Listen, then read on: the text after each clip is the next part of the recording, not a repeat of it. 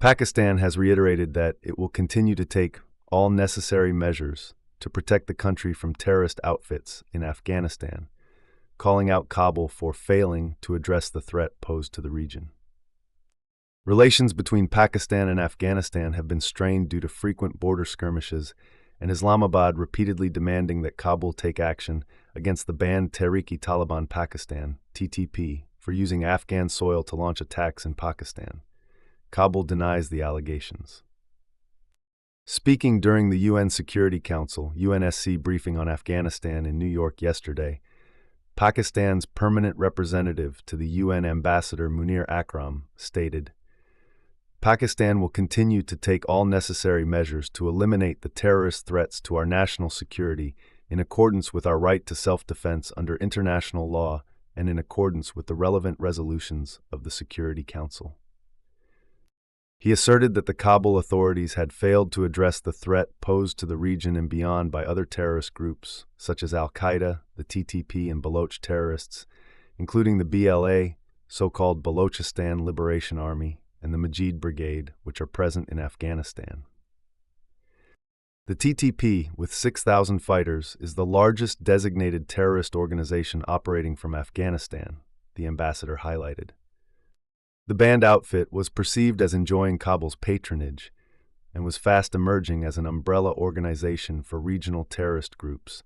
The envoy reiterated his warning from last year.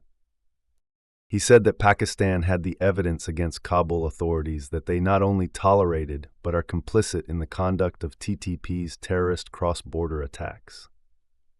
Akram further stated that the TTP was collaborating with other terrorist groups present in Afghanistan, like the BLA and the Majid Brigade, adding that the latter sought to destabilize Pakistan's ties with China. The TTP also receives external support and financing from our principal adversary, the envoy said in an apparent reference to India.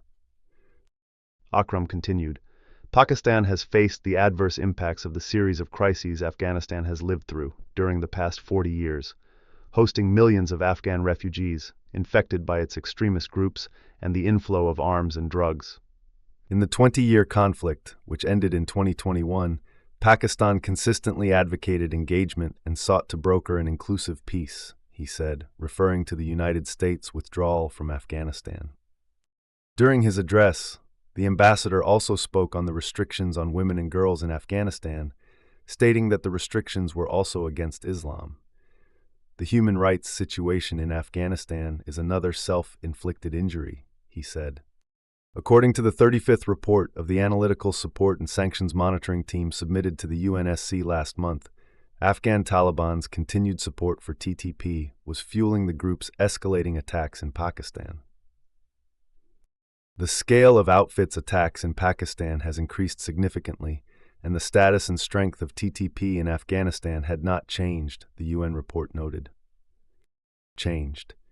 It further confirmed that the Afghan Taliban continued to provide the outlawed TTP with logistical and operational space and financial support, bolstering the group's capacity to sustain its activities.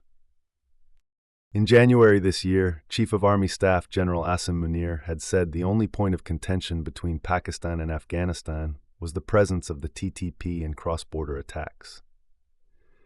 The month before that, Prime Minister Shehbaz Sharif, while reiterating his call for improved relations with Afghanistan, had also emphasized that the administration in Kabul must rein in the TTP first. In November 2022, the TTP broke a fragile ceasefire agreement with the Pakistani government, vowing to escalate attacks across the country and target police, security forces, and other law enforcement agencies, LEAs.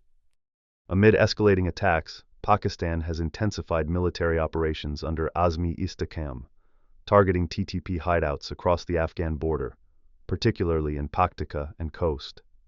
These military measures include cross-border raids and retaliatory strikes,